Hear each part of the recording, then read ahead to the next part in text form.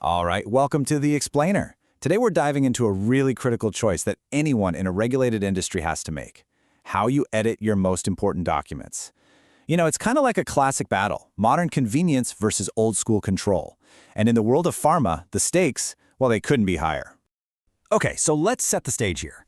On one hand, you've got this seamless, real-time world of online editing that we all know and love, right? Think Google Docs or Microsoft 365. It's super fast, it's collaborative, it just works. But the big question is, does that super slick workflow actually hold up against the super strict rules of good manufacturing practice, or GMP? That's what we're going to dig into. Before we can even start to compare these two methods, we have to understand the rulebook they're playing by. And listen, this isn't about what you prefer or what's easiest for your team. This is all about what's going to stand up to scrutiny and pass a regulatory audit, period. And here it is, the big one. In the US, if you're dealing with electronic records in a regulated space, you have to know 21 CFR Part 11. Just think of it like the digital bouncer for your most critical data. Its whole job is to make absolutely sure your electronic system is just as reliable, just as secure, and just as tamper-proof as an old-school paper record that's locked in a vault with a real wet ink signature. So what does this all boil down to? Well, any system you use has to prove its data integrity. In the industry, we use this acronym, ALCOA Plus, which basically means the data has to be attributable, legible, done at the same time, original, and accurate. It's all about creating this unshakable, time-stamped audit trail that proves exactly who did what and when they did it. No questions asked. Okay, now that we know the rules of the game, let's get our two contenders in the ring. In this corner, we've got the fast and flexible online editor. And in the other corner, the traditional, super deliberate offline model. Let's see how they stack up. Now, this is where it gets really interesting, because this slide frames the core problem perfectly. You know that auto-save feature in an online editor?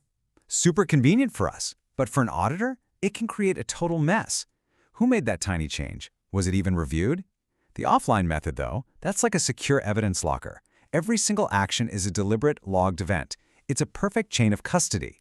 And this table, man, it just lays out the trade-off perfectly, doesn't it? Sure, online editing gets that one big green check mark for collaboration, but just look at where the offline method dominates in every single category that auditors care about most: a crystal clear audit trail, easier validation, and guaranteed document locking.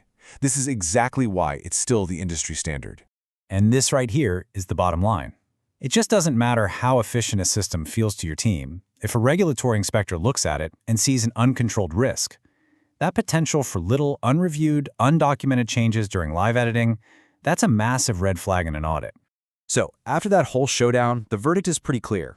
In this industry, control is always going to trump convenience. And that preference has basically hardened into an accepted best practice model, which is exactly what we're going to look at next. So, this is the playbook. This is the workflow you'll find in pretty much any pharmaceutical company. A document is formally checked out of the system, which locks it so no one else can touch it. It's edited offline, then a new version is consciously uploaded for review. Every single step is intentional. There are no autosaves, no accidental overwrites, and absolutely no surprises for the quality team.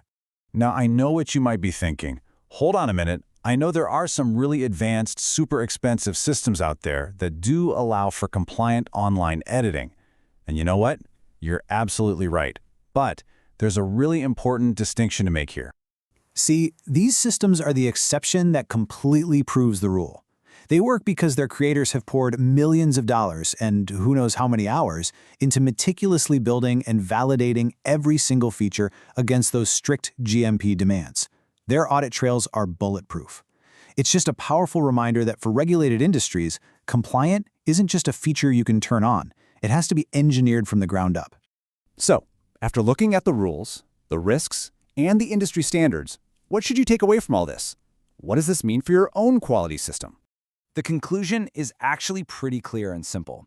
For most GMP environments, the standard online editing tools we use every day, they present a medium to high risk. They just weren't built for this level of scrutiny. That offline edit and controlled upload process, well, that remains the low risk, recommended, and industry standard practice. This really is the core principle of GMP compliance. You got to remember, to an auditor, if an action doesn't have a provable audit trail, it simply didn't happen. And if you have a process you can't fully control, it's a process you can't defend. Control and proof. Those are the two pillars holding everything up. And that leaves us with a final thought to chew on. As technology gets faster and more seamless, will the strict demands of regulation ever allow for simple, out-of-the-box solutions, or will we always have this necessary tension between innovation and control? It's definitely something to think about.